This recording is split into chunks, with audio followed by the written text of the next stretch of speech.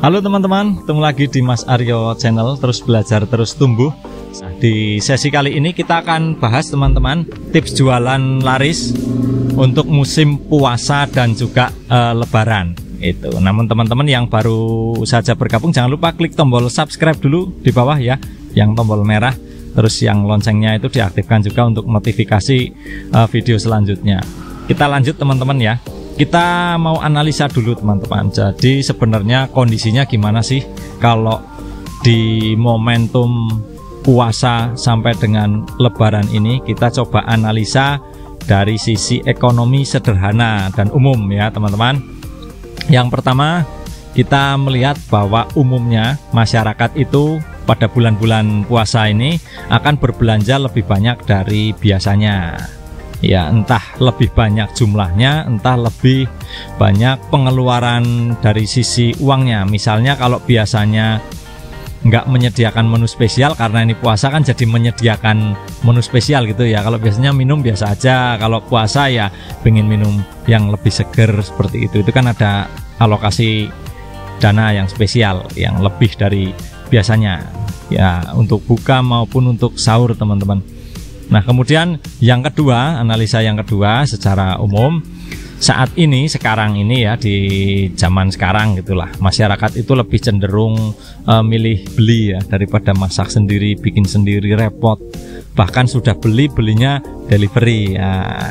Itu yang kedua teman-teman, perlu kita perhatikan kecenderungan masyarakatnya. Kemudian yang ketiga, kondisi momen puasa sampai lebaran adalah kondisi di mana kita mengalami inflasi tahunan. Jadi inflasi tahunan itu istilahnya, inflasi itu harga-harga pada naik.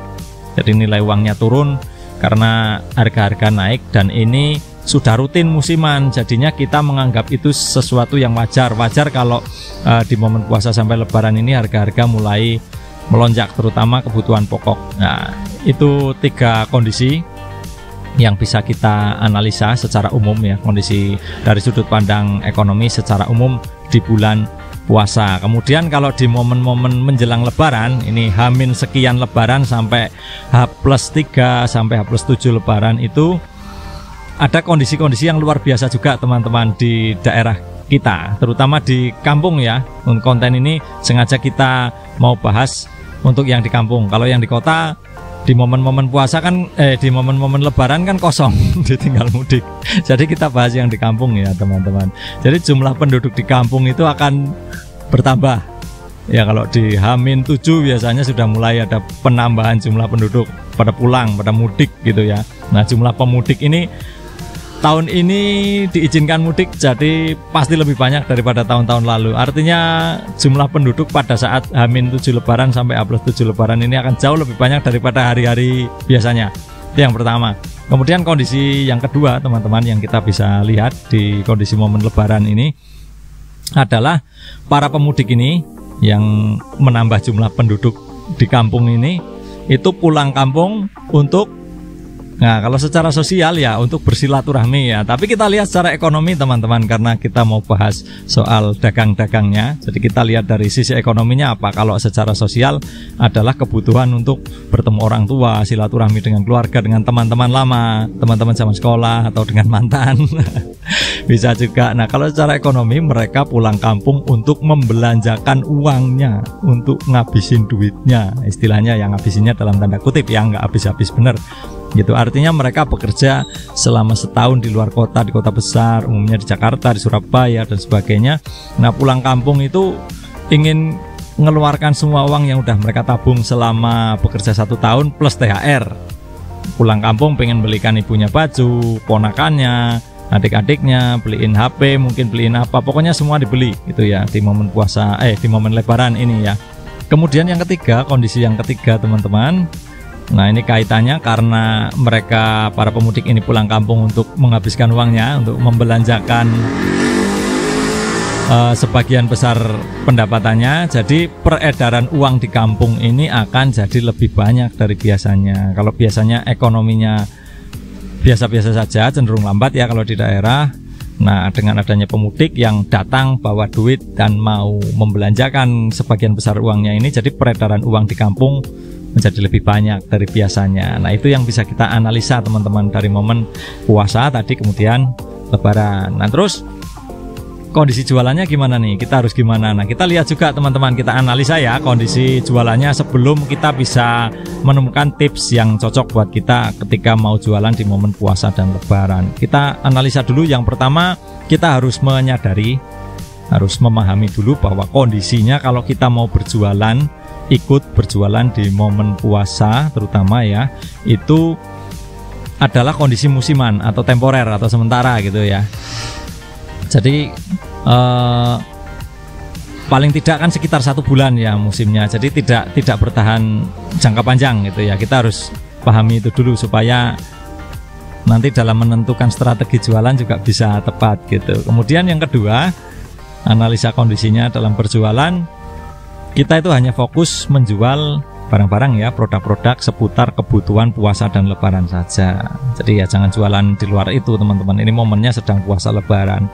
Nah, kalau untuk puasa biasanya itu kuliner ya, untuk buka puasa, segeran-segeran gitu, terutama minuman dingin dan juga jajanan. Biasanya kalau buka puasa, kalau di sini kan pertama minum dulu ya, cari minuman yang seger-seger dulu, setelah itu ngemil. Nah, 2 itu yang jadi incaran para pedagang musiman atau dadakan pada saat puasa. Nah, kemudian kondisi yang ketiga teman-teman yang tidak boleh diabaikan adalah berjualan pada saat momen puasa dan lebaran itu saingannya sangat banyak, jauh lebih banyak, karena bukan cuma kalian yang pengen jualan, orang-orang lain juga pengen jualan. Nah, itu harus kita pahami ya kondisi-kondisi itu supaya kita nanti waktu mau jualan nggak kecolongan.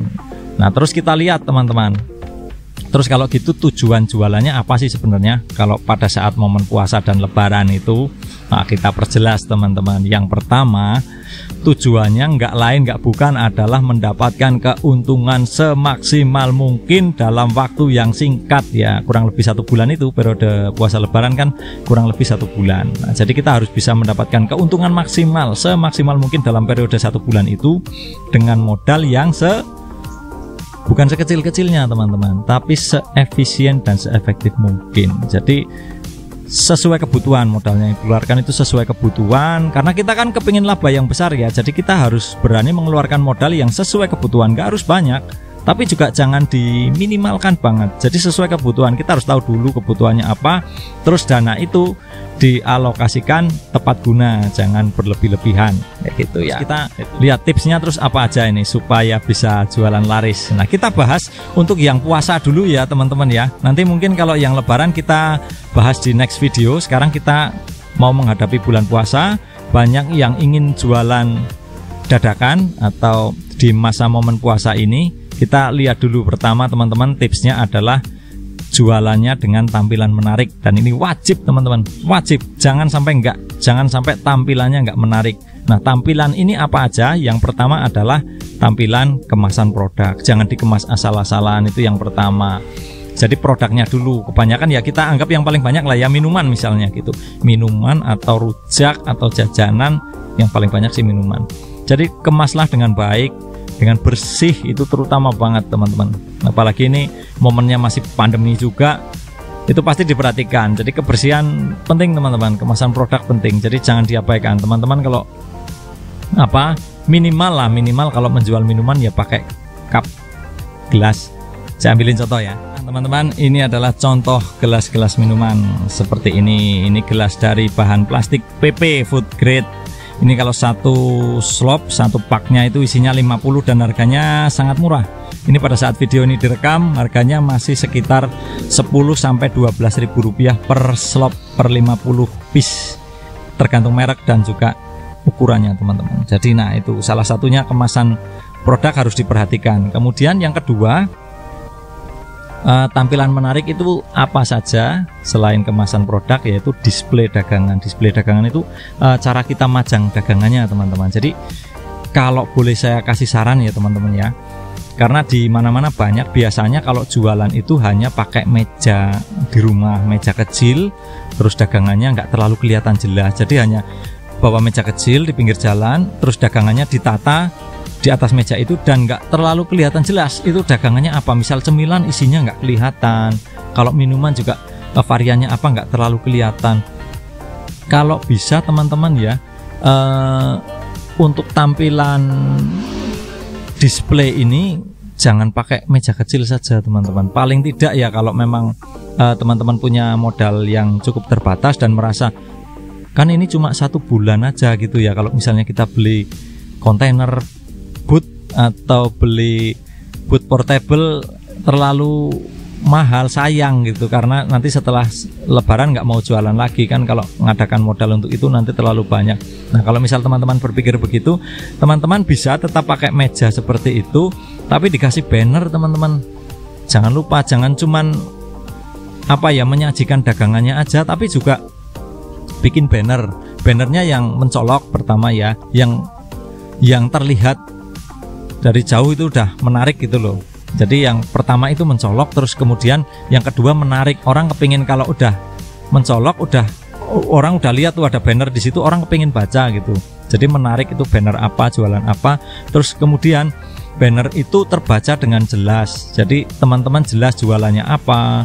Kemudian misal ada varian rasa apa saja di situ kelihatan jelas teman-teman. Jadi orang misal sambil lalu lalang pun sambil lewat bisa tahu gitu loh teman-teman jualan apa. Paling enggak itu teman-teman untuk display. Kemudian yang ketiga, tampilan yang menarik ini dari penjualnya, dari kitanya yang mau jualan ya. Minimal mandi dulu teman-teman. Jangan bangun tidur siang terus berangkat jualan. Jangan dong. Mandi dulu, rapi-rapi dulu, pakai baju yang terbaik yang teman-teman punya. Gitu. Syukur kalau teman-teman cewek ini dandan dulu dong, ya kan, biar menarik, biar fresh gitu. Jadi kelihatan rapi, kelihatan bersih dan good looking. Nanti siapa tahu ada orang yang nge-vlog ini, bikin konten, video-videoin, terus dagangan teman-teman di videoin. Nah kalian juga direkam dalam video itu dalam tampilan yang bagus teman-teman, jadi semakin menarik. Jadi itu teman-teman, yang pertama itu tampilan menarik, yaitu dari sisi kemasan produk, dari sisi display dagangannya, dan juga dari sisi penampilan kalian sebagai penjualnya. Kemudian tips yang kedua teman-teman, berikan pelayanan yang cepat. Nah teman-teman bisa siapkan cara penyajian minuman atau makanan ini yang cepat, yang sudah disiapkan terlebih dahulu.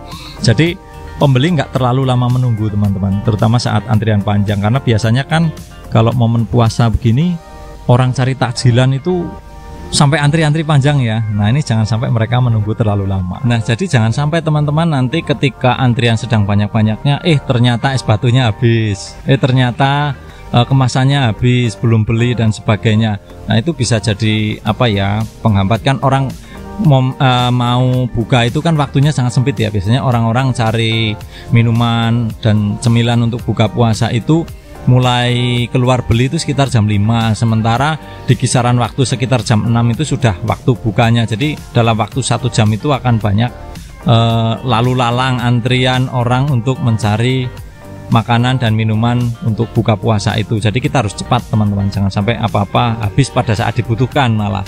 Itu yang kedua, pelayanannya cepat. Kemudian yang ketiga, itu kita pilih lokasi yang strategis teman-teman untuk berjualan. Nah, strategis itu yang pertama mudah dicari, kemudian yang kedua mudah diakses, yang ketiga adalah mudah diingat. Nah, mudah diingat ini tujuannya supaya kalau si pembeli ini nantinya mau beli lagi dan nggak bisa berangkat sendiri, misal suruhan anaknya atau titip temennya, itu kasih patokannya itu jelas gitu. Kalau dalam bahasa Jawanya ancer-ancernya jelas. Ancer-ancer itu patokannya. Nah, untuk lokasi yang strategis ini kalau di daerah saya, kalau boleh kasih contoh teman-teman ya, yang pertama adalah tempat orang cari makan ya. Tempat orang cari makan itu bisa warung makan, warteg, atau warung makan Padang misalnya begitu. Teman-teman bisa jual minuman di dekat-dekat seperti itu sangat-sangat berpengaruh dan sangat membantu teman-teman. Atau misal di tempat kalian, di kota kalian ada sentra PKL yang di situ tempat makanan kuliner di situ. Nah teman-teman bisa jualan di dekat situ kalau dapat tempat ya. Kalau biasanya kalau sentra kuliner tempatnya udah ada yang punya masing-masing, udah bagiannya masing-masing. Jadi kita susah kalau mau desel-desel masuk ke situ, cari celah biasanya susah. Nah kalau tempat seperti itu ngakalinnya biasanya kita jualannya pakai sepeda motor. Kalau di sini pakai sepeda motor. Jadi kita mendatangi lokasi itu tapi tidak diam di situ secara permanen. Jadi nanti kalau di situ ada yang keberatan kita bisa geser gitu teman-teman. Kemudian yang kedua adalah contohnya tempat orang ngabuburit. Nah, tempat orang ngabuburit itu kalau di kota saya ini biasanya di alun-alun. Banyak sore-sore itu kalau yang anak-anak seumuran SMP, SD itu biasanya main sepak bola. Main sepak bola sambil nunggu waktu berbuka puasa. Nanti begitu berbuka puasa mereka berhenti terus cari minuman kayak gitu teman-teman. Atau kalau yang anak-anak biasanya itu orang tuanya bawa ngabuburitnya di rel kereta api. Kalau di sini, kalau di tempat teman-teman ada nggak yang ngabuburitnya itu di sekitaran rel kereta api? Kalau di sini ada teman-teman. Jadi anak-anak itu pada berderet-deret di rel kereta api, cuman nungguin kereta lewat, cuman mau nonton kereta lewat sama orang tuanya. Tapi nanti di situ karena banyak anak-anak ya, nanti terus datang pedagang cilok, batagor, somai, terus es juga dan sebagainya, ada penjual mainan juga, jadi ramai. Itu jadi tempat ngabuburit. Nah, kita juga bisa ambil alternatif tempat yang seperti itu teman-teman, itu juga sangat strategis. Kemudian contoh yang ketiga adalah tempat strategis itu di pinggir jalan raya yang ramai. Tapi ini di depan sini tempat usaha saya ini juga jalan raya, jalan kabupaten, tapi tidak ramai teman-teman. Kalau saya lihat dari tahun lalu ya, puasa dan lebaran tahun lalu dan yang lalunya lagi sebelum-sebelumnya gitu, di sini ini kalau mau jualan makanan, minuman untuk buka puasa itu sepi teman-teman, susah sekali. Jadi ya laku tapi nggak sesuai harapan lah. Tetap nanti pulang masih ada sisa karena jalanan ini nggak terlalu ramai di tahun-tahun sebelumnya. Nah, di tahun 2021 kemarin pemerintah daerah di sini menetapkan perubahan arus jalan. Jadi ada beberapa jalan yang tadinya 2 arah dibuat 1 arah. Ada yang tadinya nggak ada traffic light, nggak ada lampu merahnya, jadi ada lampu merah. Nah, jalan ini sekarang sudah semakin ramai teman-teman. Jadi jalan alternatif untuk orang yang pertama menghindari muter-muter karena jalannya searah. Kemudian yang kedua menghindari lampu merah teman-teman. Jadi ini jadi jalan tembus. Nah, saya mau melihat juga nanti di momen puasa sampai dengan lebaran, apakah ada yang masih mau jualan kuliner di sekitar sini, di jalan ini. Nah, kemudian kalau ada, nanti saya juga mau lihat apakah lebih ramai daripada tahun-tahun sebelumnya. Nah, jadi tipsnya teman-teman cari jalan yang ramai saja. Nah, yang keempat ini teman-teman yang sering kali diabaikan adalah memasang iklan. Ini penting teman-teman. Biasanya kalau jualan hanya momen puasa lebaran terus merasa nggak usah diiklanin lah, yang ngapain sih gitu, cuman 1 bulan. Tapi ini penting untuk membantu penjualan kita. Iklan ini hanya di medsos saja kok sebenarnya teman-teman. Jadi manfaatkan Facebook, Instagram. Kalau Instagram sebenarnya nggak usah sih, Facebook dan WA, status WA. Jadi teman-teman bisa share di sana kalau kalian itu jualan apa, di mana, itu lewat status WA dan lewat Facebook, baik di postingan Facebook maupun di status Facebook. Itu untuk pertama-tama memberitahu ke teman-teman atau ke orang-orang yang terkoneksi ke kalian melalui media sosial bahwa kalian jualan dan jualannya apa dan di mana. Itu penting banget. Nanti biasanya awal-awal jualan itu orang-orang yang kita kenal yang beli ke kita, biasanya seperti itu. Mereka pengen, ya ada yang pengen memberikan support ke kita dengan membelinya ke kita gitu ya, karena temennya, karena kenal, daripada beli ke orang lain dan sebagainya. Biasanya kayak gitu teman-teman. Kemudian yang kedua, aplikasi berikutnya yang nggak kalah penting tapi lebih sering diabaikan lagi adalah Google Maps. Nah, karena kalau kita jualan makanan, minuman, kuliner untuk puasa itu kan sasaran konsumennya, target marketnya itu kan lokal ya, penduduk lokal, orang-orang di sekitar yang masih bisa menjangkau jualan kita secara langsung. Jadi media yang paling tepat kalau di internet sebenarnya adalah Google Maps. Jadi teman-teman bisa masukkan jualannya itu ke Google My Business namanya. Nah, teman-teman bisa bingung teman-teman kalau masih bingung, maksud saya kalau masih bingung bisa cari caranya di Google, bisa searching aja nanti di Google, searching gimana caranya daftar di Google My Business, terus masukin jualan teman-teman di Google Maps. Itu sangat membantu teman-teman. Nanti kalau setelah puasa atau setelah lebaran nggak jualan lagi, teman-teman bisa off-kan dulu nanti untuk puasa berikutnya. Atau kalau teman-teman setelah puasa atau setelah lebaran pun ingin lanjut jualannya, itu juga tetap akan sangat membantu teman-teman. Jadi jangan dilupakan, intinya tetap beriklan, tetap promosi melalui medsos. Nah teman-teman, karena berjualan di momen puasa lebaran ini adalah jualan musiman dan waktunya sangat singkat, Jadi saya sarankan untuk teman-teman tidak mengambil laba terlalu tipis, karena kita harus memikirkan juga resiko ketika jualan kita dalam hari itu tidak keseluruhannya laku terjual atau masih ada sisa. Jadi perhitungkan nantinya ketika jualannya ada sisa pun, dari yang terjual itu sudah mampu menutup biaya modal plus keuntungan yang kita dapatkan pada saat itu. Karena berjualan kuliner itu modalnya harian teman-teman. Kita harus belanja setiap hari untuk menyediakan dagangan kita setiap hari. Tips yang kelima, ini yang terakhir teman-teman, bias setengah 7 malam itu udah nggak ada lagi orang cari takjil puasa, udah nggak ada lagi. Jadi di waktu-waktu setelah jam 6 lebih 10 atau jam 6 lebih seperempat, kalau masih ada banyak sisa, lebih baik kalau ada orang beli 2 macam kita tambahin 1, atau kalau beli ada 3 macam kita tambahin 2 dan sebagainya, supaya kita nggak bawa pulang sisa terlalu banyak. Dan itu juga efeknya bagus teman-teman. Jadi barangkali dia beli 2 varian ya, kita kasih bonus varian yang lain, nanti dia bisa merasakan juga dagangan kita varian yang lain atau rasa yang lain. Jadi mungkin di pembelian berikutnya dia juga bisa rekomendasikan ke teman-temannya, oh kalau di sana variannya banyak, rasanya banyak, jadi kemarin saya nyoba ada banyak varian rasa dan semuanya enak, misal seperti. Jadi itu teman-teman, kiranya ada 5 tips yang bisa saya berikan. Berikut analisanya tadi di awal kalau kita mau berjualan terutama kuliner di saat momen puasa. Nah, untuk lebaran teman-teman, nanti kita akan bahas di video tersendiri ya setelah ini. Kenapa? Karena sasarannya beda teman-teman. Nah, lebaran ini nanti banyak crazy rich kecil. Teman-teman kita yang kecil-kecil ini udah mendadak jadi sultan, mendadak jadi crazy rich, dapat angpau, dapat amplop dari kakeknya, dari neneknya, dari omnya, tantenya, budenya. Pokoknya anak-anak ini besok kalau lebaran mendadak jadi crazy rich. Nah, mereka ini juga target market yang potensial. Nah, untuk selengkapnya nanti kita akan bahas di video selanjutnya teman-teman ya. Oke, selamat mencoba, salam sukses.